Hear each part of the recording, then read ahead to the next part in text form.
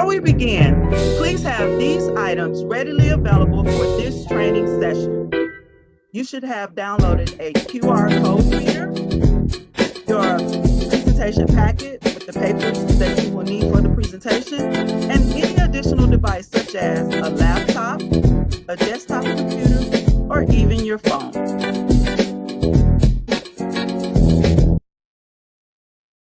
Let's get started.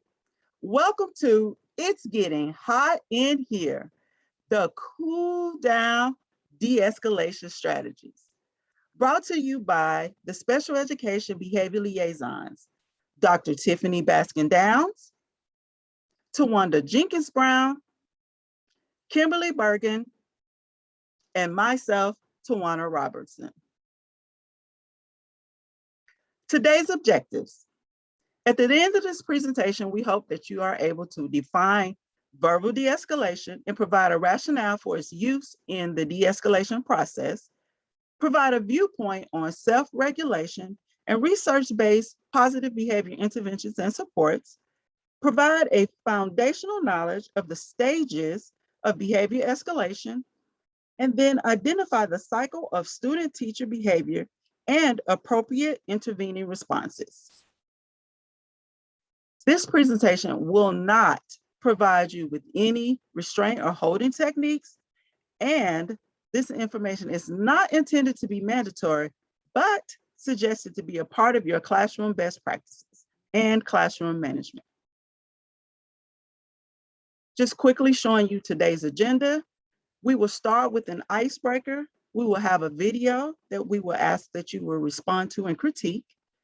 We're going to have a section on educator self-regulation, then the cycle of student-teacher behavior, 7 stages of behavior escalation, the de-escalation process, verbal de-escalation, and we'll end it by recapping and finish the presentation with the survey. So let's start with the icebreaker. You should take out your phone for this activity. On the screen, we're starting out with some conversation cards. What is something someone should not say to you when you're angry? Again, what is something someone should not say to you when you're angry? Utilize your phone QR code and scan QR reader and scan this QR code, or go to slido.com and enter in this presentation number. On your phone, this is what it should look like. You should have behavior de-escalation and the first poll, what is something someone should not say to you when you're angry? Just enter in your word and your responses will be recorded. You will have 1 minute to do so.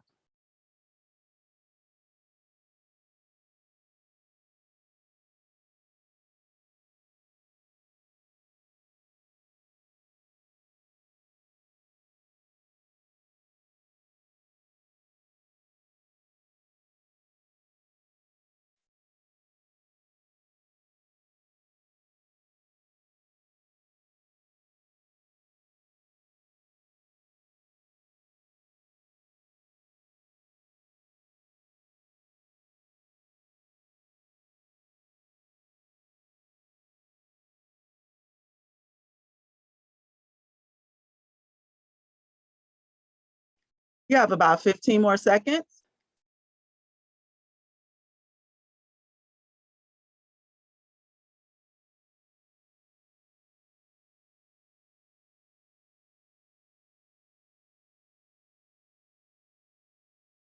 Great job.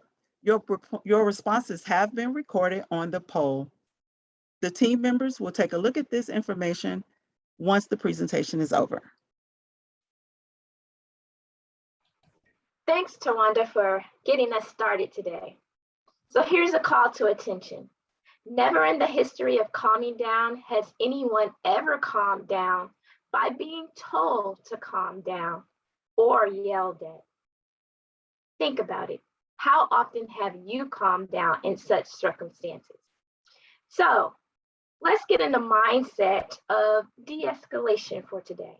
We are going to watch a video. As you watch the video, keep in mind, where did the teacher go wrong?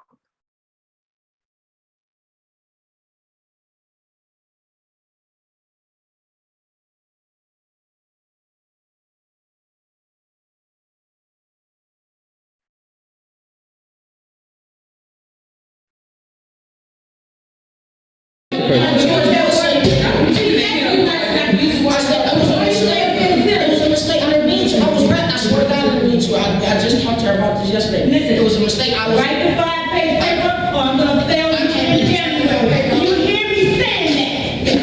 Write the 5-page paper, or you're gonna fail this class, Jack. Yeah, write the 3 times. It's not working. They say nigga in the movie. I was in that. Well, then do that then. We should say nigga, but I said.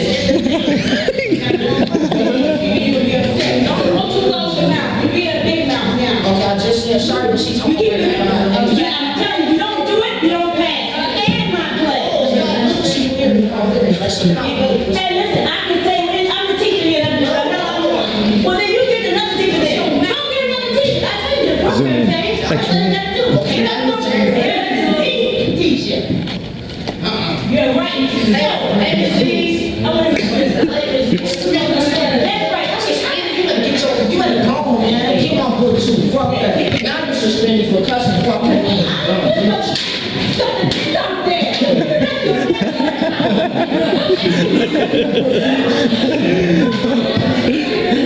Oh, that was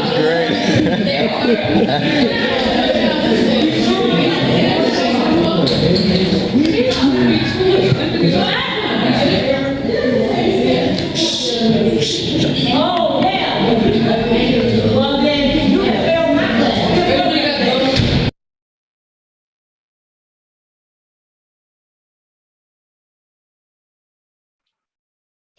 It's definitely getting hot in here now. Okay, let's do another poll. Again, take out your phone, scan the QR code, and respond to the polling question. You will have 1 minute to complete your responses.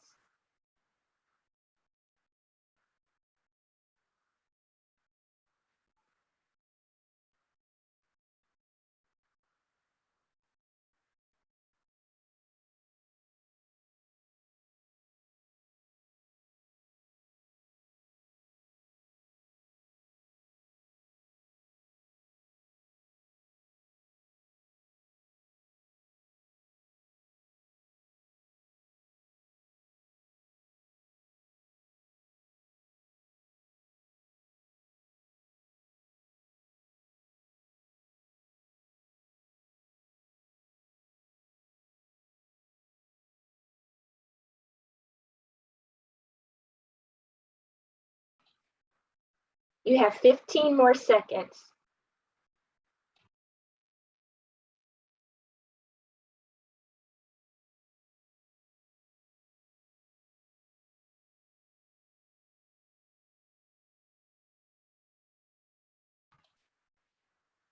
Thank you for completing the poll. Part 1, educator self-regulation. Self-regulation will always be a challenge, but if somebody's going to be in charge, it might as well be me. And as an educator, this is the approach that we should take each and every day.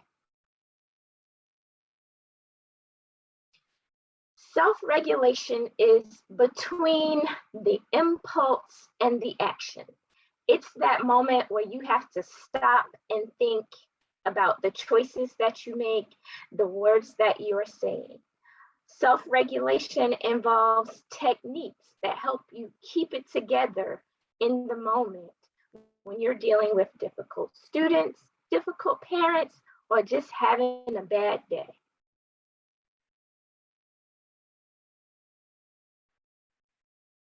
Self-regulation and composure.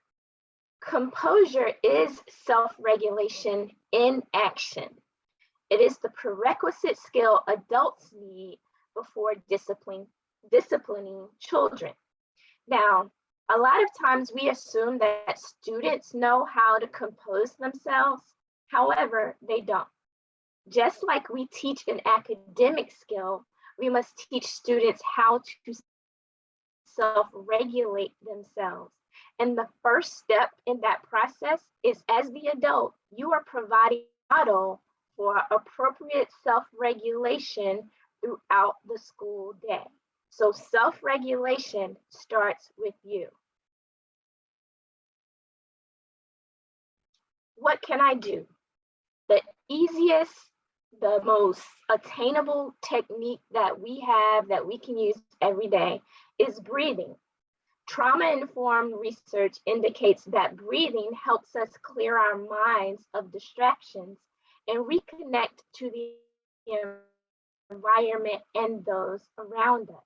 So incorporating breathing as a part of your classroom routine, or incorporating it as breaks throughout the day is a great strategy for being a role model for your students in developing the self-regulation skills. So in that moment, always remember to breathe. I have a colleague who used to say, Kim, before you can help anybody else, you have to put on your own oxygen mask. And you hear your airline attendants say this when you get on the airplane. You know, the emergency cards always say, put on your oxygen mask before you put it on the other person. Well, as an educator, before you can teach your students how to self-regulate and be positive role models and learners, you have to first take care of yourself. And it's not cliche. It's not something that we are just saying. If you aren't well, how can the students in your class be well? So remember, do things for yourself. Go for a walk in the sunshine. Treat yourself to that latte. Engage in yoga. Whatever it is you need to do to take care of yourself first is most important.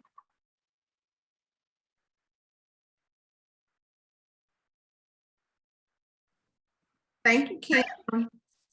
Part 2, the student-teacher cycle of behavior. They may forget what you said, but they will never forget how you made them feel.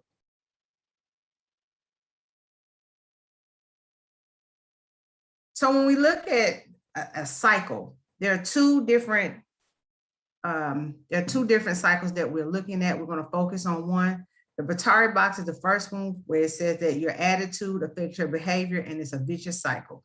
So even your attitude or the next person's attitude, everybody's attitude is going to affect everybody's behavior.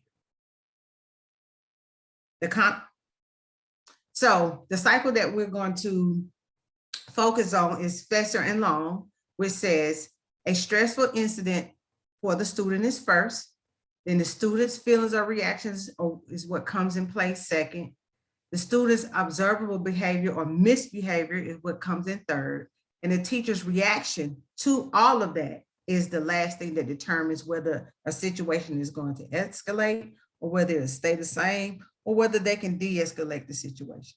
So the teacher's reaction can serve to perpetuate and even escalate the conflict when the teacher uses negative criticism, reprimands, and punishment. So please take out this form. This was emailed to you because you're going to use this as we watch the video that we watched earlier. When you look at the video, I want you to try to describe the stressful incident, describe the student's irrational beliefs, describe the student's thoughts, describes the student's feelings, the student's behavior, and how did the staff react, and then be able to talk amongst yourselves whether or not this was positive or negative. But I want you to take this out so you can complete this as you watch the video.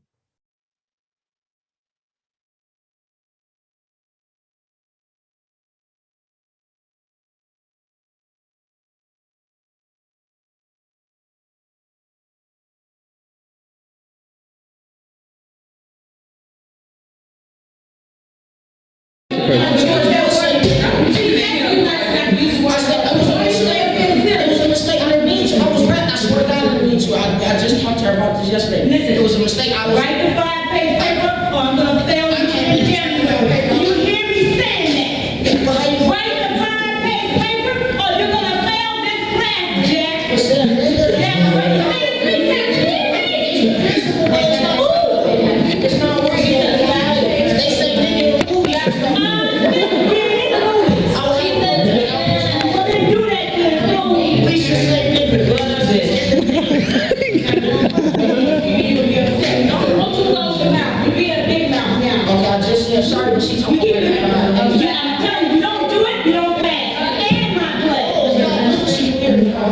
Hey, listen, I can say, I'm the teacher here, I'm the well, then you get another teacher then. Don't get another teacher. I tell you, the program changed. That's what okay, that's teacher. You're right. I want to that's right. You better go home, man. You want to put you fuck that. Now you're suspended for cussing fuck that. Stop there.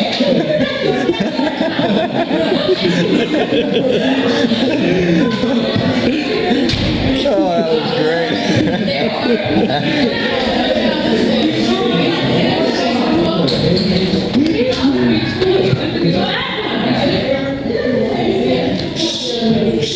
Oh, hell.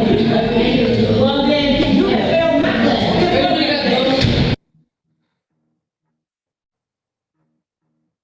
Okay, so we've completed the exact same form we would like for you to complete. And let's see if your answers match up, or you don't have to be exact, but did you see the same things that we saw? So when we talked about describing the stressful incident, the student was targeted to class and it was assumed that he didn't have his assignment. All right, then you look at the student's describe the student's irrational beliefs. Well, I wouldn't necessarily say it was irrational because he was embarrassed, but in an adult's eyes, we don't see that they're embarrassed. So that's where we have the conflict between adult and student. So we're going to go with embarrassment. Probably kind of irrational in that I don't think she may have been trying to embarrass him. However, she did. Describe the student's thoughts. He felt like he didn't do anything and that she was disrespectful towards him, which I can agree with, in my opinion, because she didn't give him a chance to express himself. She was loud, she was in his face, and she became escalated before him. So describe the student's feelings. He seemed upset, embarrassed, defeated, and defensive because he had two adults on him. And if you paid close attention, there was another male teacher that was outside as well. So it seemed like all odds were against him. All right. Describe the student's behavior. He elevated his voice after a while because if you pay attention, his voice kind of stayed monotone when he tried to explain himself, but the teacher kept elevating hers. So he felt challenged. And of course, he was questioning what was going on. That's a natural defense when you feel like your back is up against the wall. So what was the staff person's reaction? She became irrational. She lost control. She was yelling, and she even pushed the student. So the teacher kind of lost, balance in that situation as well. I hope that your answers mimicked ours, match, was in the ballpark. If it wasn't, make sure you put that in the notes at the end so that we can talk to you when we have the question and answering period.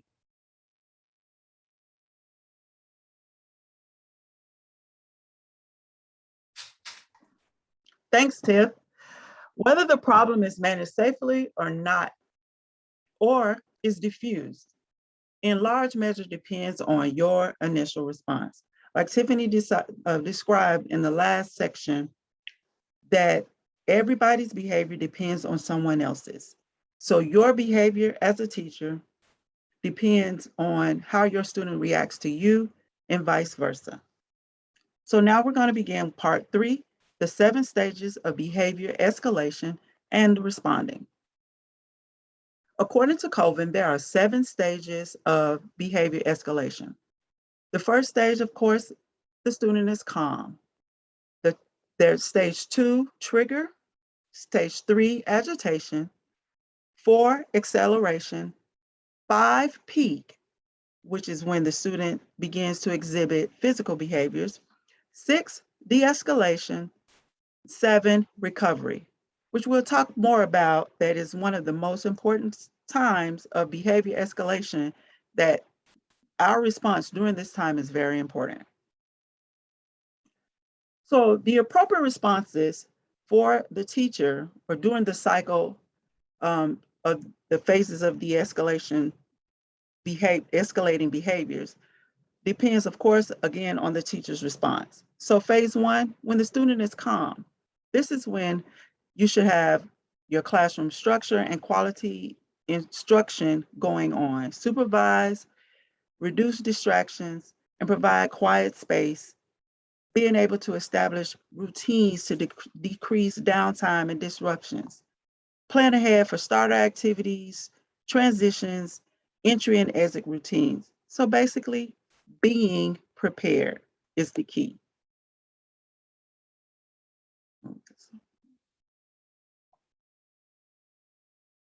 Phase 2, triggers. How should you react or respond? Make sure you're identifying the situation where the behavior is likely to occur. Start noticing what those triggers are. Try to avoid them. Work with any or staff or faculty to teach the reinforce social skills. And then, especially students with autism, when you're going in and out, make sure you establish or recognize those triggers that may not be within the classroom, but school-wide, such as fire drills, tornado drills, lockdown drills. Some of those activities, even with students with EBD or other students with disabilities, or even just students in general, that can trigger anxiety. And also make sure that you're teaching the appropriate responses when those situations arise. Your key takeaway for this is to make sure that you modify the triggers if possible. Phase 3, agitation, is when the student is becoming increasingly upset or unfocused. During this time, it is very important for you to show empathy. There's a difference between empathy and sympathy. With empathy, you're recognizing the student's problems and you're understanding their feelings. Make sure that you're able to, if you're able to redirect and help the student become engaged in the activity again. Provide choices. Provide a space where the student can calm down or just give the student space in general. Do not try to engage if possible. And if the student does require your just having you around, use proximity that's appropriate, or just brief interactions that you show acceptance and that you show understanding of their feelings. Your takeaway from this is not the time to show who's boss. Phase 4, acceleration. Pause. Assess the situation. Is this going to be an emergency situation? Make sure you gauge everything that's going on, but try to avoid it by not saying things that will trigger the student even further. Model calm behavior. Use a calm tone. Stay serious and firm, and stay focused at the task at hand, but making sure you're calm, your cadence, and your tone. And if the situation does escalate, withdraw those that are in the room that for safety reasons, and then follow all school procedures for the emergency situations. Phase 5, which is the peak. This is when the student has lost control and exhibits the most severe behavior. You need to focus on student and staff safety for everyone. Notify the necessary staff if for all of these situations and put your plan in place. As a team, we often talk about utilizing crisis plans or safety plans for students who continue to exhibit severe or physical behaviors. And then if you are to use CPI, which you should sign up for, if CPI or restraint is used, make sure you notify the parents, and then document that information. And at the end, debrief and learn from what happened. Phase 6 is de-escalation. After the peak stage, the student begins to calm down or the behavior begins to subside. Make sure you monitor for health and safety because it's stressful for everyone. Avoid blaming. Provide an opportunity for non-judgmental discussion. You're going to learn later about the right time to review. This may not be the right time. So make sure you realize when it is time to engage in the discussion about the behavior. Debrief and document the incident so that you can learn from it later. And the final stage is recovery, one of the most important stages.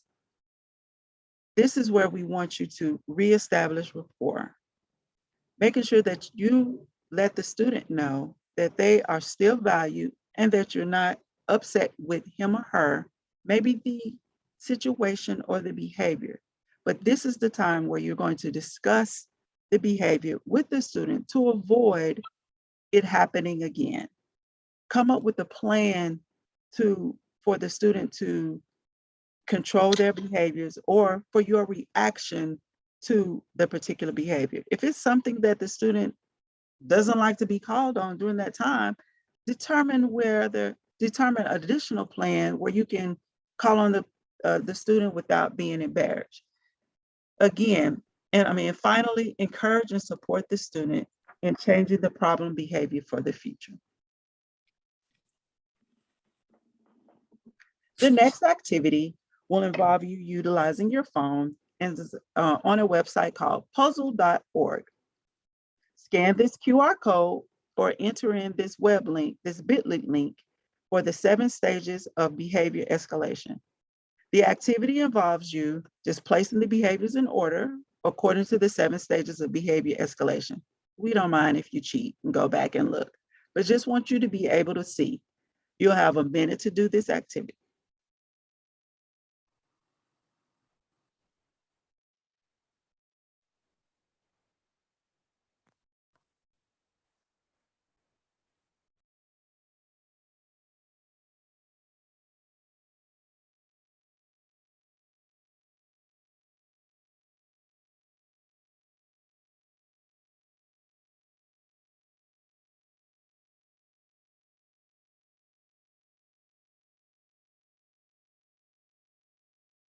You have 15 more seconds.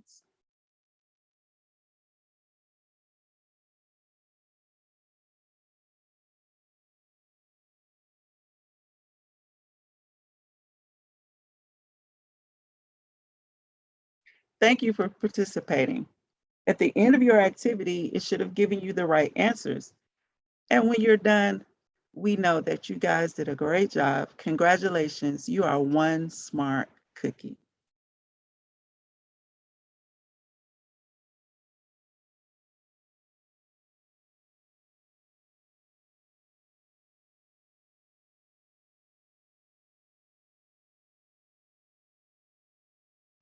Oops, sorry. Now we've arrived at part 4, de-escalation and verbal de-escalation. And here's just a little tidbit to keep in mind. When little people are overwhelmed by big emotions, it's our job to share our calm, not joining their chaos. In doing my own job, I have to keep this in mind daily. So it's just something we would like to share with you guys. Okay, de-escalation, it is a process. It's not a one-size-fits-all recipe, but it's a process. And it involves, first of all, establishing rapport with your students, having a response, the appropriate response at the correct time, and then recognizing that your student is becoming agitated, is in crises, and knowing when to step in. It's also redirecting student behavior, and it's also rewarding students for being able to complete that de-escalation process and knowing the right time to review or debrief. De-escalation is being empathetic. It's being a listener, being concerned about students and how they feel. It's being genuine about what's going on, a genuine concern. Respect personal space.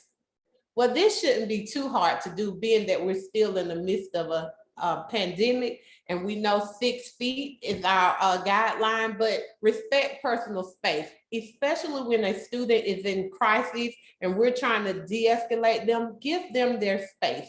We don't want to be up on them, although all the time when you get close on a student, you may want to, touch a student or pat, but this is not the time because we don't know where the student is. So we want to give them we want to respect their personal space and give them that. So we just want to, kind of give them enough space to back away, to let them know we're still there, but we don't want to be too overarching on them.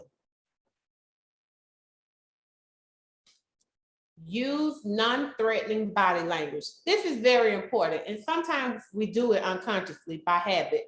But when we're engaging with a student and trying to de-escalate them, we need to practice using non-threatening body language. Therefore, we don't want to cross our arms or do our head motions or point our fingers at them. We want to use open posture. We want to communicate respect with them. We don't want to be overbearing and threatening toward them.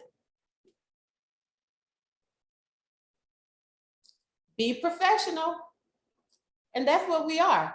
So this is something we should keep in mind in the back of our head at all times. And although we are professionals, we are human too. And sometimes we have those days. But for the most part, we should strive to be professional in all cases. And I think of this in my own position as I go in a lot of times, and I have to use de-escalation strategies, and sometimes it can be overwhelming and it can become stressful to you. So this is when we have to recognize our own limitations. If it's too much for us, then we need to find us a partner so we can switch out with. But we want to stay professional. We should never ever have a situation where we walk into a room or someone walks in and they're like, who's in crisis, the student or the teacher? Because if the student is yelling, we shouldn't be yelling. We should be the calming piece or that calming voice. So we should always remember that if someone walked in and there was a situation, could we be identified as the professional? Or would they have to question who's the professional, who's the student? Are they in an argument? What's going on? That shouldn't be the case. So just try and keep those things in the back of your mind as you go through a de-escalation process. Focus on feelings. This is a good one. When we're going through de-escalations, we truly need to focus on the student's feelings. We look at the behavior, but let's look at the feelings, because the feelings is always the root of the behavior. It's what causes the behavior. I was angry, so I yelled. I was upset, so I left. We just need to get to that. So when we focus on the feeling, then we can address how that student was feeling and address behaviors that should happen that's more appropriate going forward.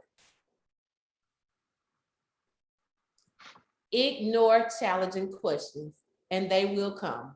When a student is in crisis or you're trying to de-escalate and they begin to ask those challenging questions, why can't I go? Why can't I get on the computer and such is on the computer? When you're trying to tell them, give them a different direction, we don't feed into the challenging questions. We redirect, or we go circle back to what we were speaking of previously, or we just stay the course of what we're trying to get the student to do. But we ignore the challenging questions, because if you get pulled into that, oftentimes you're pulling yourself into a power struggle. Set limits. Set limits. Make sure when you're dealing with a student, you set limits, but make sure you set a limit that is enforceable by yourself. So for instance, if you're setting a limit, if a student is defiant and they don't want to do the work, or they're yelling and screaming or whatever, and you say, you can either do this work now, or you will miss recess and do it then, and you will have homework. That's your limit. That's something you can set and enforce within your class. But please refrain from setting limits such as you can either do this work now, or you're going to the principal's office and you're going to have in-school detention, or you're going to be suspended. Well, we can't ensure that because we don't know what the principal is going to do. Oftentimes, the student will end back up in your own classroom where you would then, your promise fell through, that your limit that you set, you say they were going to be in school suspension or suspended. Well, neither of those things happened. So that doesn't give us a good look as the professional. So set limits within your boundaries that you can enforce. Choose wisely. And this can mean an array of things. Choose your words wisely. Choose your battles wisely. Choose when and how to intervene wisely. And as my colleagues told me, pick the battle that you want, pick the hill that you want to die on. So if you choose to intervene or to reprimand the student just because he said a curse word, and I'm not negating that curse words are inappropriate, but choose it wisely. If that's the battle you want to take and a battle that you think you may lose on, just choose wisely. So in all things that we do when it comes to de-escalation, we're choosing wisely. Allow for time. This is never a bad thing. In doing de-escalation, students may often just become silent. They may put their head down, or they may be slow to respond to your directive. This is okay. Allow for time, because they may be reflecting on and processing the things you have just told them or provided to them, or the directives, or they may be reflecting on the things they've done that they know that were inappropriate, or what the consequences may be. This is a lot of times is followed by a calming time of peace for the students. So allow for time for them to reflect, and it also allows time for them to calm down. Remember, de-escalation is not a one-size-fits-all recipe or formula. It's a process. It is a process that is flexible and fluid, much like dancing. You can do it either way. You still catch the rhythm, you still catch the beat, and you get there. You get some type of dance routine out of it. However, how and when you respond can have an effect on the behavior situation. So again, it goes back to choosing wisely how you respond and when you respond. Okay, now we're at verbal de-escalation. Kim, it's over to you. Thanks to Wanda for explaining that de-escalation is a process and not a one and done technique. So now let's talk about, what do we say? What is verbal de-escalation? As Tawanda already said, it's a process. So it's a set of interventions that are aimed at reducing the possibility that a student will become aggressive. It's basically using calm language, making sure that, remember, you're in control, your composure is together, and that you're communicating in a way that does not cause the situation to escalate. The goals of verbal de-escalation are to open up clear lines of communication. When you're calm and you're effectively listening to an individual and allowing time for them to process what you say, you're beginning to build clear lines of communication. When you're too consumed with accusing and blaming and saying you should have and you ought to, you are building up barriers to communication. So you want to make sure that you're building trust and you're validating the individual's situation, letting them know you understand. You want to get them to talk about what's going on with his or her situation. And you want to make sure that you're gathering enough information so that you can come to a positive resolution.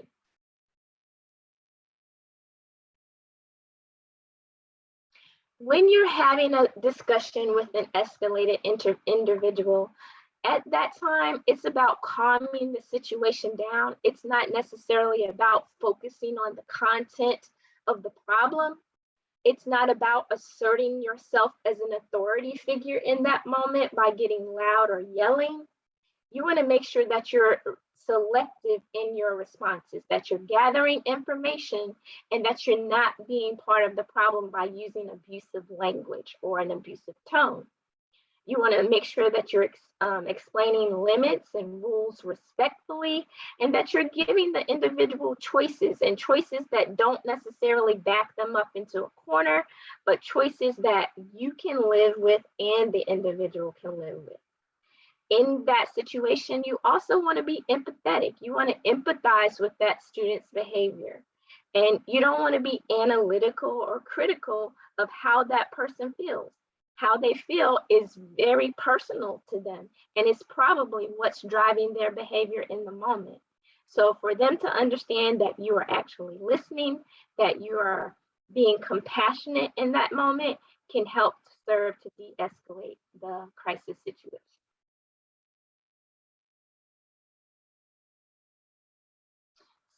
Other strategies that you need to keep in mind is do not argue or try to convince the individual to do things your way or get in a power struggle, because you're going to lose.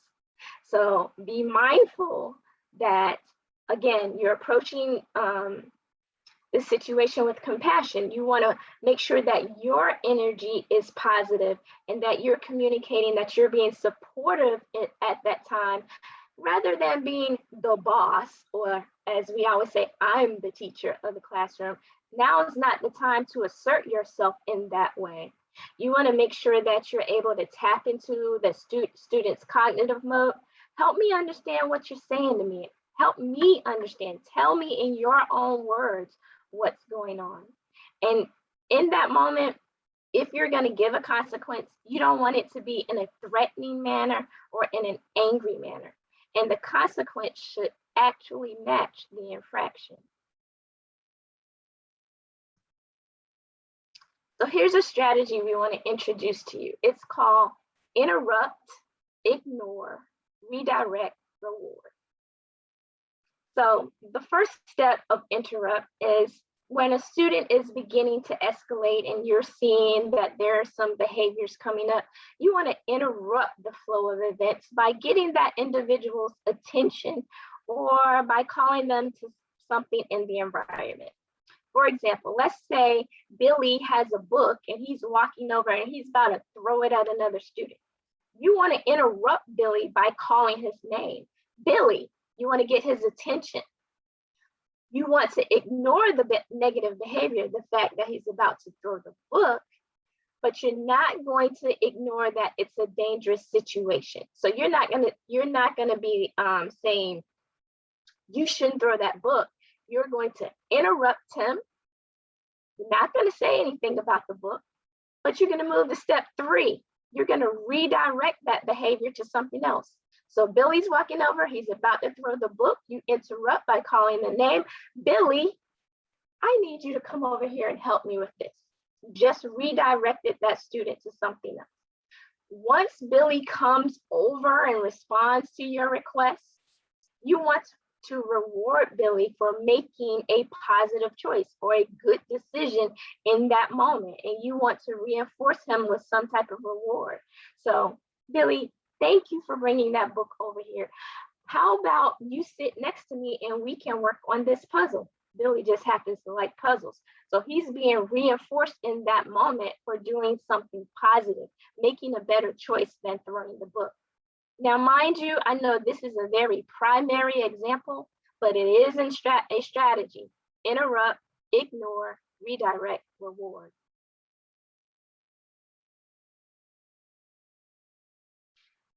Tip, you're up next. Thank you, Kimmy. Effective communication. 70% of communication is misunderstood, not just in speech, but nowadays through text and email. If you text somebody and use all caps by mistake, it's considered that you're screaming and hollering at the person. If you don't give a full explanation in a text when you're responding to things, then it seems as if you're not engaged. So 70% of communication is misunderstood. Communication becomes more difficult when the person's ability to understand what you're saying and their ability to express their own thoughts or needs are compromised by their symptoms. So when you're upset and you're trying to process things and someone is speaking to you and they're trying to get their point across, a lot of times you don't even hear everything that person is saying. You hear part of the sentence, then you misinterpret what they're really trying to say. Things get really convoluted when you're upset and you are showing symptoms of being irritated and things of that nature. So that's when you go back to the previous strategies that were given for you to breathe. You need to breathe so everything can calm down in your head and your whole body can calm down so that you can take in what's being said to you. You can hear exactly what the person is saying, then you can repeat it and say, I think I hear you saying this. And when you do things like that, then you get a clear communication path going between the two of you.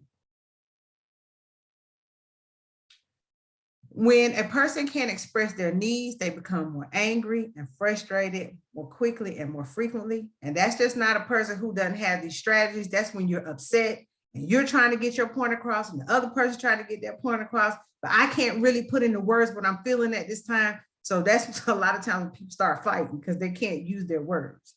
So you try to breathe and calm everything down, even if the person needs to give you a break so you can think about what you need to say.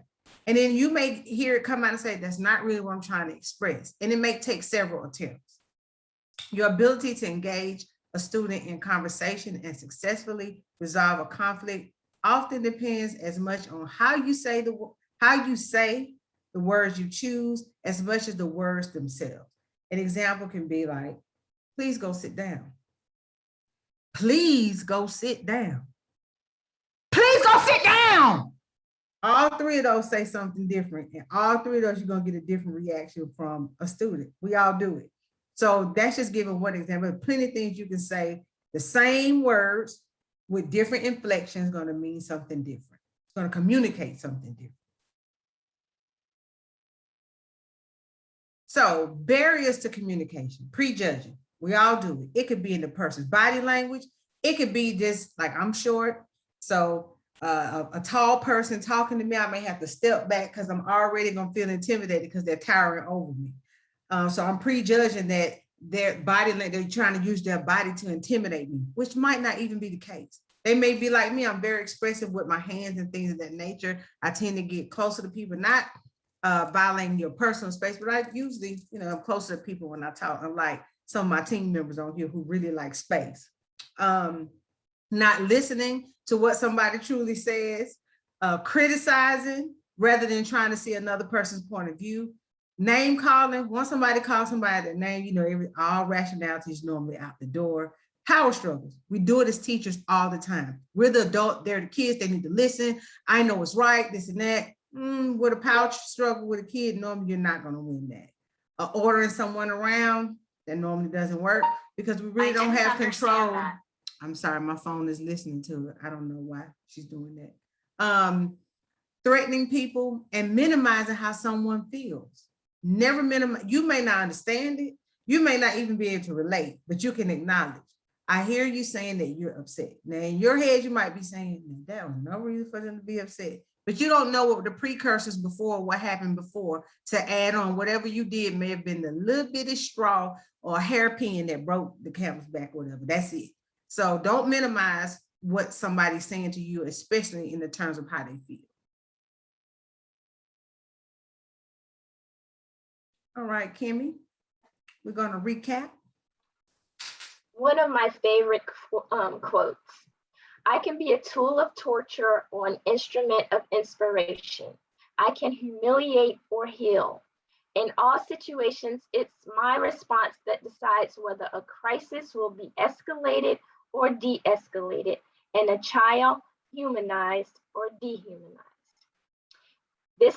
This reminds me to circle back around and check myself every day. Check my regulation, my composure, because I set the tone for my day. And when I was in the classroom, that was the approach I used. I knew that I was the tone.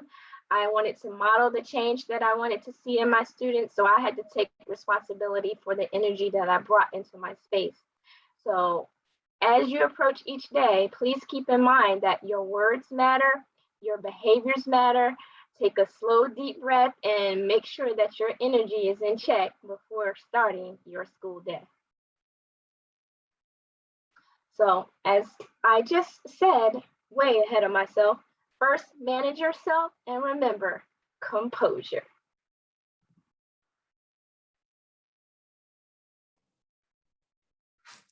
Be in control of yourself. Appear calm even when you're not. Kind of fake it till you make it kind of thing. Because if you seem upset, that could trigger somebody else. Doesn't mean that you being upset is not plausible, but try to give a calm effect as much as you can. Use a low tone, or we say modulated or monotone, not like, the movie Ferris Bueller, not like that. But try not to have the wrong inflections or give inflections that would give the wrong impression. Okay. Do not be defensive, even if the comment is directed as you. We always say, hey, you know, we get called out our names a lot because most of us talk BD or something on here. And hey, I can be that today and just keep going. Try not to take it personal, because usually it's not about you. It's about something that they've already experienced, or they're dealing with something else. Seek additional support. Always have you a buddy or somebody on staff that you can reach out to, you can send a student out to, so that they can validate how you feel, be a mediator in between what's going on, and to help you calm down in the student as well. Be respectful when setting limits or calling for help. Don't set limits that you know you can't enforce, even if it feels good to say it, because it really backfires on you if it cannot be followed through. Beware of your body. Never turn your back for any reason. When something is escalated, don't turn your back on someone. It makes them feel like they aren't being heard, they're not being respected. And it gives them a chance that if things get escalated, for them to get the upper hand on you by you not being able to see what's going on.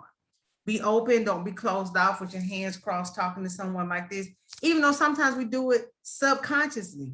You know, it's an unconscious thing that you do, cross your hand, but this communicates that you really don't want to hear what they have to say, or that you're not processing what they're saying.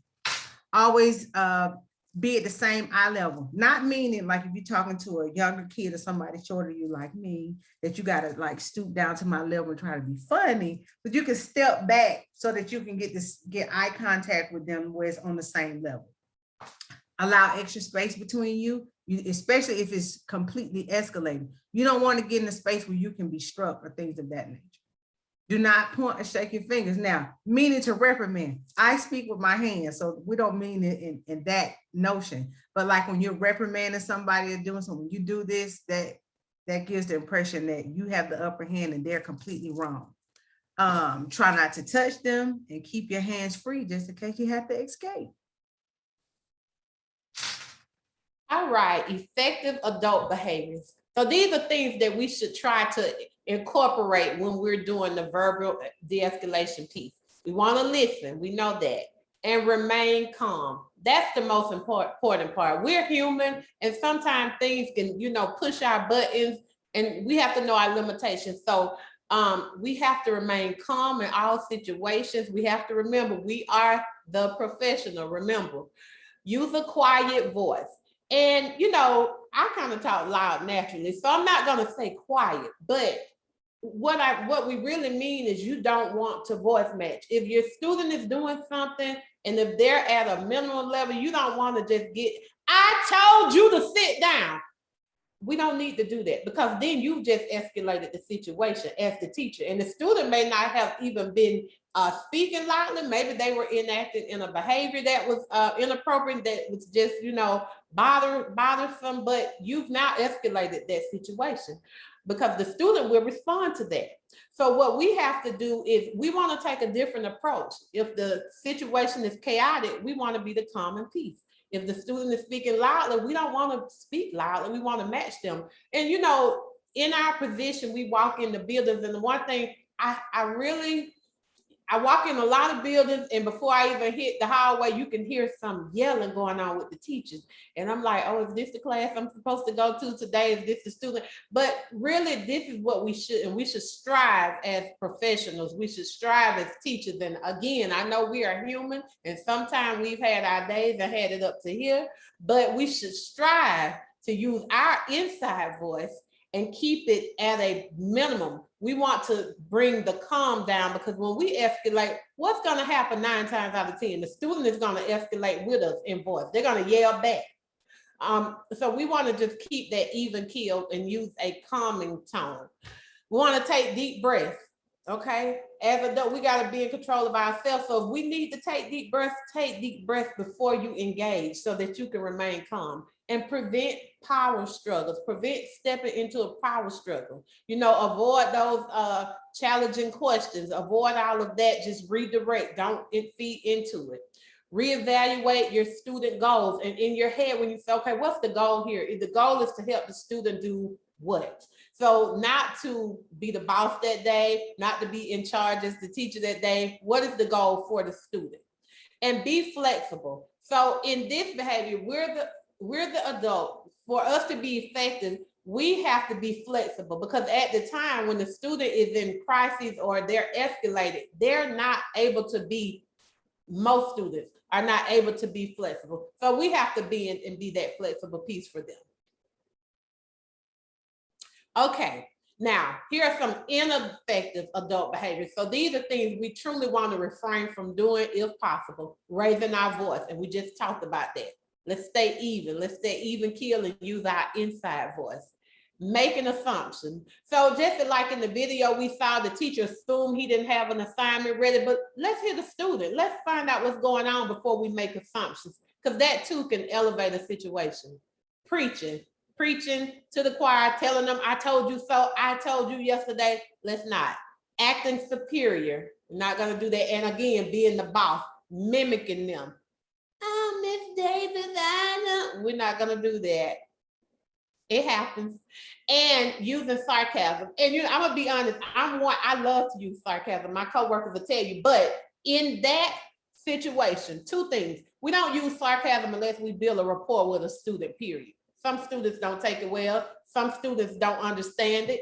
And then secondly, you never ever use sarcasm when you're dealing with a situation of crisis or de-escalation. Never. Nagging a student and holding a grudge. Again, Tawana and I spoke about it earlier. Never hold a grudge.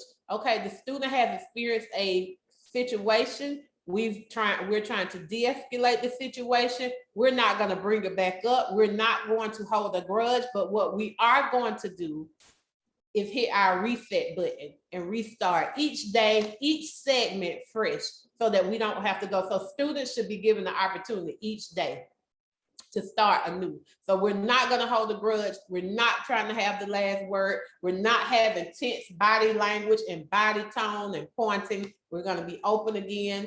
We're not making comparisons to other students and using put downs, and we don't draw other people into the situation or the conflict. So those are things we absolutely want to refrain from doing.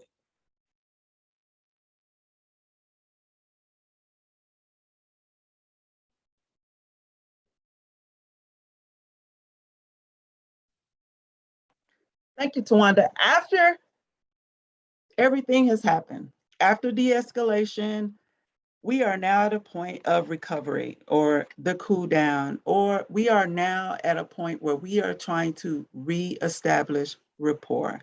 And this is the right time to review the behavior. Crisis is over. Everybody's, including yourself, have regained composure, regained the ability to think rationally and to discuss the behavior.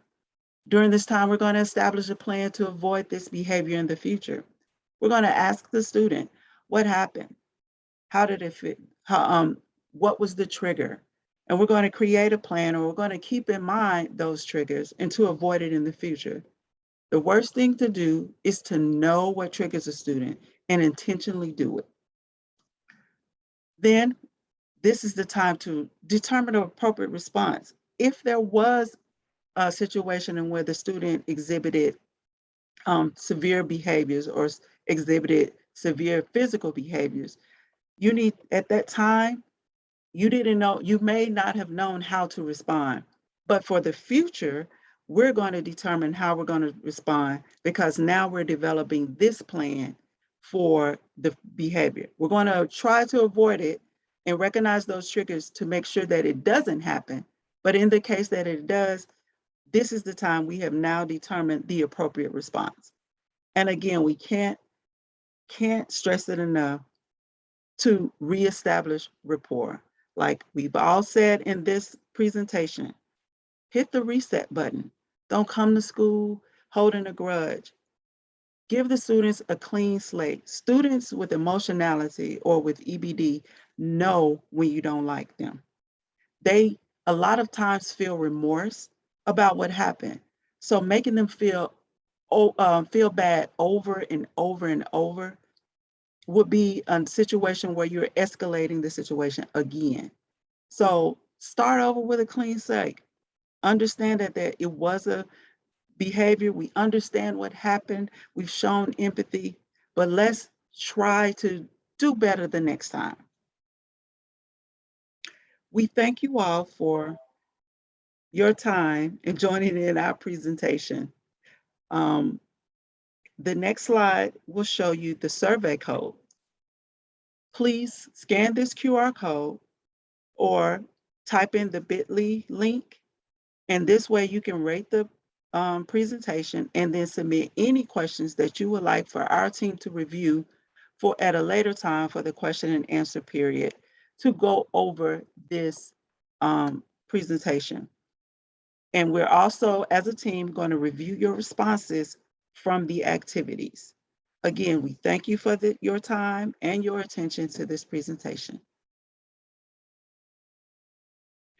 These are the resources that are available in your handout that you should have received during the with the other handouts from the presentation. If you have any additional questions, please contact your administrator and they will get the information to our team. Again, thank you for attending, and that is the end of our presentation. Bye. Bye.